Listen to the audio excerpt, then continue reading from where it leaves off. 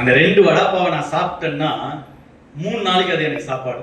ஒரு நேரத்துக்கு அதை சாப்பிட்டேன்னாவே 3 நாளைக்கு சாப்பாடு. வீட்டுக்கு வருவேன், தினமும் வருவேன், சாப்பாடு இருக்காது. எனக்கு என்ன சம்பளம் அனுப்பா?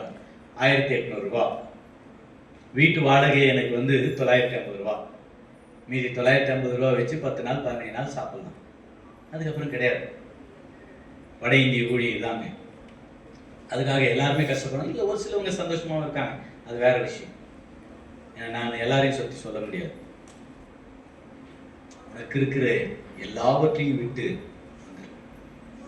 எத்தனையோ தரம் ஊழித்து விட்டு வந்துடணும்னு யோசிச்சேன். ஏன் இதுக்கு இவ்வளோ கஷ்டப்படணும்? நம்ம ஊருக்கு போனால் ஜாலியாக இருக்கலாமே, அட்லீஸ்ட் ஒருவேளை சோறாச்சு சாப்பிட்டு போகலாமே.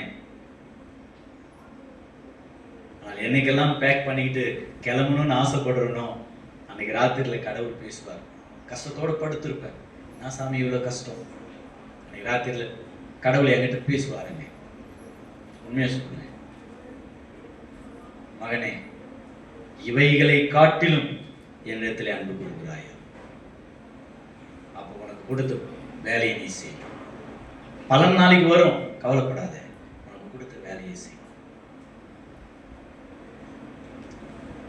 அவ்வளவு கஷ்டங்களுக்கு மத்தியிலும் போராட்டங்களுக்கு மத்தியிலும் கடவுள் என்னை நடத்தினார். இதுதான் ஊழியம்.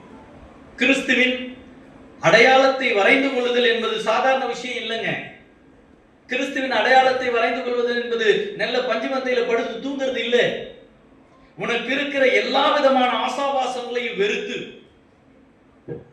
கடவுளுக்கு பின்னால போவது. ஒரு சில சமயத்துல நல்ல என்ன சொல்லுதுங்க, விலை உயர்ந்த கார்ல போலாம், விலை உயர்ந்த துணிமணிகளை போட்டுக் கொள்ளலாம். ஆனால் இயேசு சுவாமிக்கு பின்னால நம்ம போகணும்னா அவை அனைத்தையும் மறந்து இன்னைக்கு கிறிஸ்தவ விசுவாசம், கிறிஸ்தவ திருச்சபைகள் கிறிஸ்தவ நம்பிக்கையிலிருந்து பின்னிட்டு சென்று கொண்டிருக்கிறதற்கான காரணம் என்ன? நாம் நம்முடைய நிலையை மறந்து போகிறோம்.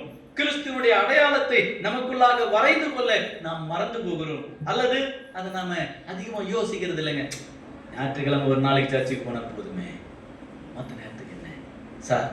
திருமுழுக்கு என்பது ஒரு புதிய பயணத்தின் தொடக்கம். அந்த புதிய பயணத்தின் தொடக்கம் இயேசு சுவாமி.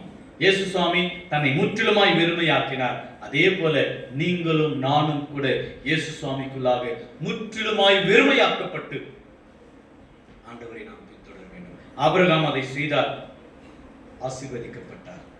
நாமும் அதை செய்ய வேண்டும். கடவுள் நிச்சயமாய் நம்மை ஆசீர்வதிப்பார். நமக்குண்டான எல்லா விதமான எதெல்லாம் எனக்கு தேவைன்னு நினைக்கிறோமோ அதை அனைத்தையும் புறந்தள்ளி இயேசு சுவாமிக்கு எது தேவையோ அதை நாம் புரிந்து கொண்டவர்களாய், இயேசு சுவாமியினுடைய அடையாளத்தை நாம் நமக்குள்ளாய் வரைந்து கொண்டவர்களாய் இந்த உலகத்திற்கு பறைசாற்ற நாம் அழைக்கப்படுகிறோம். இன்னும் நிறைய விஷயங்க நம்ம கிட்ட இருக்குதுங்க, சொன்ன தாங்க மாட்டேங்க. அதனால நான் இங்கேயே நிற்கிறேன். கடவுள் உங்களை என்னையும் அழைத்ததற்கான நோக்கம் இந்த உலகத்திற்கு செத்து கடவுளுக்காக பிழைத்திருக்க வேண்டும்.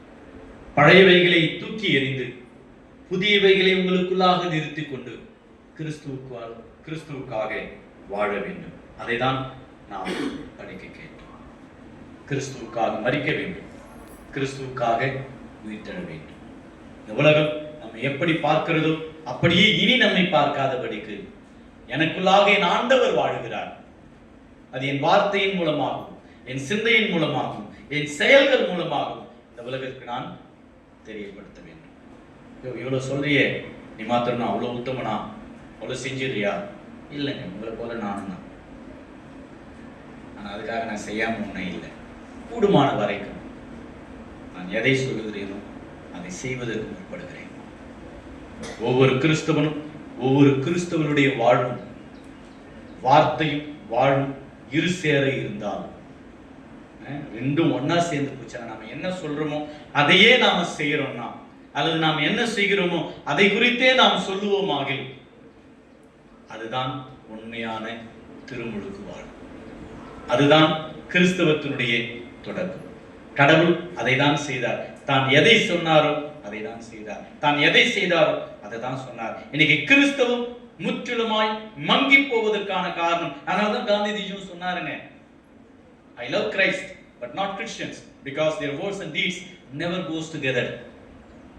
நான் கிறிஸ்துவை நேசிக்கிறேன், கிறிஸ்தவர்களை அல்ல.